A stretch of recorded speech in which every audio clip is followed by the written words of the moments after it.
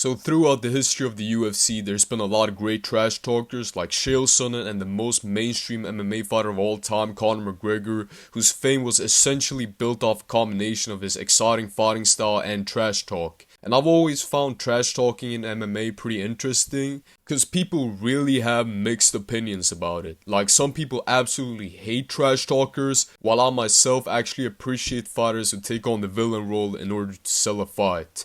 But regardless, in this video, I'm gonna go over the best current trash talkers in every division, and let's start this video off with the base one himself, Manel Kape. And Manel Kape is always trash talking his opponents. He's always on smoke on Twitter, and he also made Adesanya have a mental breakdown, which is extra points in my book. And he's also the king of octagon interviews for obvious reasons. If you know why. And overall, who else is there at flyweight? Steve Erceg? I'm sorry, but I've never heard a bad word uttered from Steve Erceg's mouth. In my opinion, which is the truth, Manel Kape undoubtedly is the best trash talker in flyweight, and he's one of the best in the UFC right now. Definitely my favorite trash talker as of right now, and he will be champion one day, trust me. But next up is bantamweight, and in this division, there aren't really any outstanding trash talkers. A lot of people like Merab and his skits for 12-year-olds, but they're not really my cup of tea. And I almost forgot about Henry Cejudo because the guy's been making zero noise lately. And to be honest, I've always kind of thought his trash talking's been pretty weak.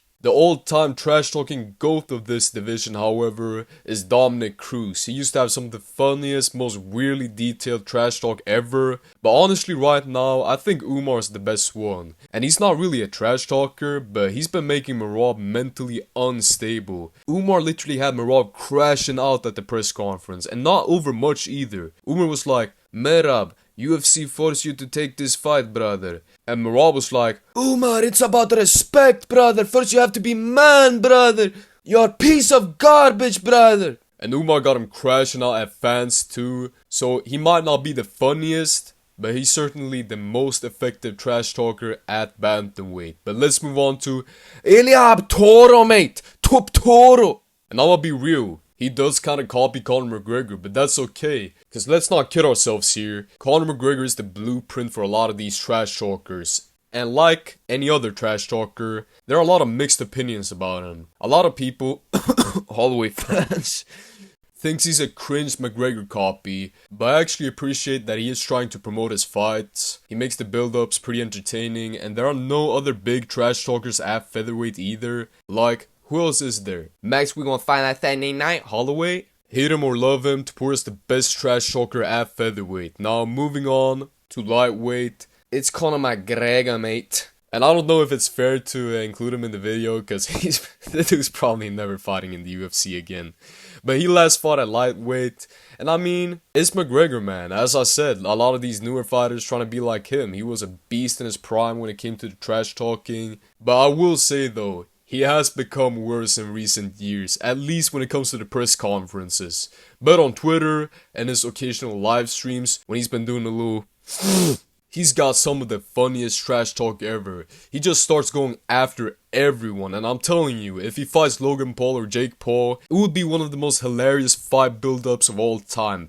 Even if it's just a circus fight, I'll watch that. So I'm actually praying that fight happens. But moving on to welterweight, we obviously have Colby Chaos Covington. And again, there's a lot of mixed opinions on this guy. Sometimes, he's kind of cringe. He has very scripted trash talk, and he's obviously playing a character. And it doesn't help that the guy sometimes stumbles over his words. I mean, I kind of think it's a little bit more funny when he does that. I thought it was really funny when he said 7th layer of a hair instead of 7th layer of hell. I mean, personally, I think it's up there with the "I'm gonna leave you frozen like Elsa." But in his recent fight, he was kinda quiet. But man, the Ian Gary call-out was absolutely hilarious.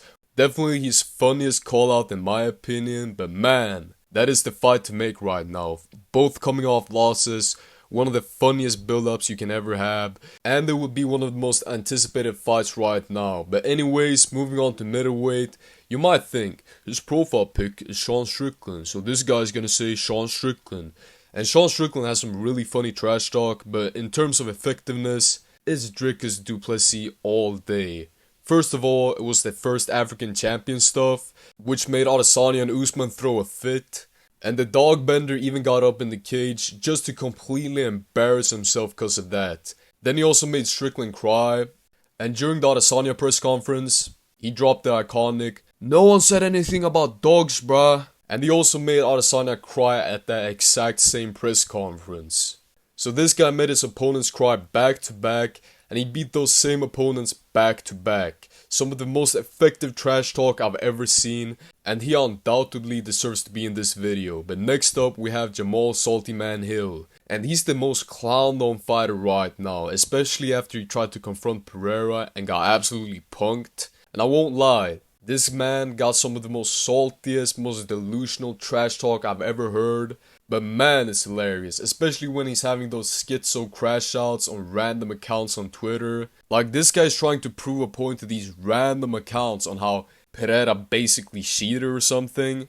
Like, it's absolutely delusional, but this is the right move, man. Keep going, because this is getting you headlines. It's keeping you relevant, and it's building up that rematch, bro. Because trust me, no one would care about you if you were just a respectful guy who was like, "Nah, man, he was just better than me that night." So keep inhaling large amount of copium, bro, you got this. But moving on to heavyweight, and unironically, I actually have Tom Aspinall here. And hear me out, before you call me a complete glazer, there's really not that many good trash talkers at heavyweight. I do think Jones has some really funny zesty trash talk, but ever since the MMA guru's been on his tracks, he hasn't really showed that off, while Aspinall is currently right now going after Jones, but in a nice way. Like when he beat Blades, he got on mic and he was like, "Hello John, nothing against you personally John." Like, tell me that wasn't funny. That's the most British way of starting a call out.